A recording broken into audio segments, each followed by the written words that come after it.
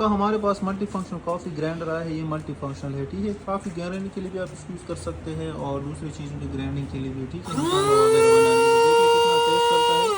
Stainless steel इसके बहुत ज़बरदस्त शार्प ब्लेड है। सिंपली आप यहाँ से इसको ऑन कर प्रेस करेंगे, ये ऑन हो जाता है, ठीक है। इसकी स्पेसिफिकेशन हो गया सिर्फ 300 वाट का है। स्टेनलेस स्टील इसके ब्लेड है, मल्टी फंक्शनल ग्राइंडिंग है और ये वॉशेबल है, ठीक है। अंदर से आपको दिखाते देखिए 4 इसमें ब्लेड लगे हैं, ठीक है। काफ़ी हैंडी है, यूज़फुल प्रोडक्ट है, सिर्फ 300 वाट का है, ज़बरदस्त चीज़ है और मल्टी फंक्शनल है, ठीक है। काफ़ी ग्राइंडिंग हो गया और दूसरे मसाले जात वगैरह पीसने के लिए यूज़ कर सकते हैं।